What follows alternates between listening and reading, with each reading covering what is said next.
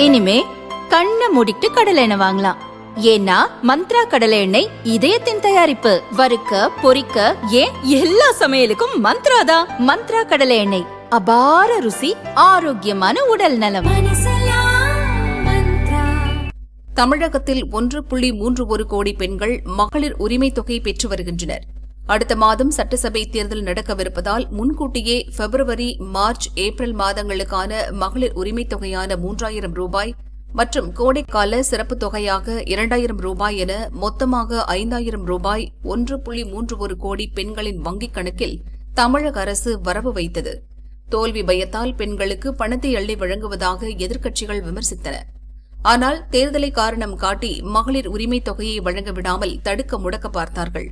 அதனால் தான் முன்கூட்டியே மொத்தமாக வழங்கியதாக முதல்வர் ஸ்டாலின் கூறினார்.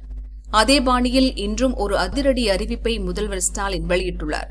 விளிம்பு நிலையில் இருப்போருக்கும் சிறப்பு நிதி என்ற தலைப்பில் அவர் வெளியிட்ட அறிக்கையில் கூறியிருப்பதாவது: மகளிர் உரிமை திட்டத்தில் பெண்களுக்கு கோடைக்கால சிறப்பு தொகுப்பாக 2000 ரூபாய் வழங்கியது பெரும் வரவேற்பை பெற்றுள்ளதோடு, சமூகத்தின் விளிம்பு நிலையில் வாழ்ந்து அரசின் மாத ஓய்வூதிய உதவித்தொகை பெற்று வரும் முதியோர், கைம்பெண்கள், வயது முதிர்ந்த திருநங்கையர், மாற்றுத்திறனாளிகள் ஆகியோருக்கும் இத்தகைய சிறப்பு நிதியை வழங்கிட வேண்டுமென கோரிக்கைகள் வந்தன.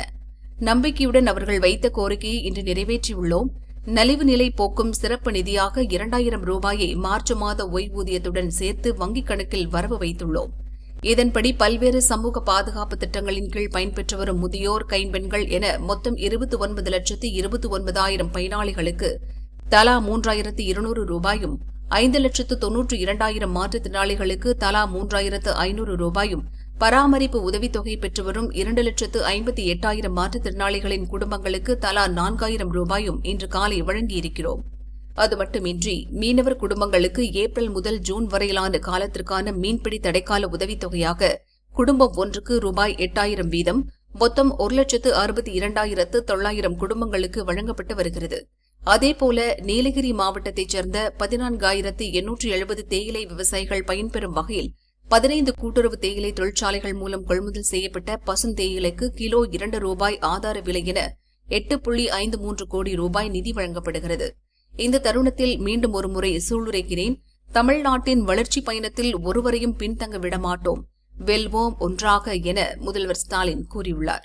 முதியோர் மற்றும் விதவைகளுக்கு மாதம் 1200 ரூபாயும், மாற்றுத்திறனாளிகளுக்கு மாதம் 1500 ரூபாயும், மாற்றுத்திறனாளிகள் குடும்ப பராமரிப்பு தொகையாக மாதம் 2000 ரூபாயும் தமிழக அரசால் வழங்கப்படுகிறது. மார்ச் மாத உதவித்தொகையுடன் சேர்த்து 2000 ரூபாய் சிறப்பு நிதியாக வழங்கப்பட்டுள்ளது.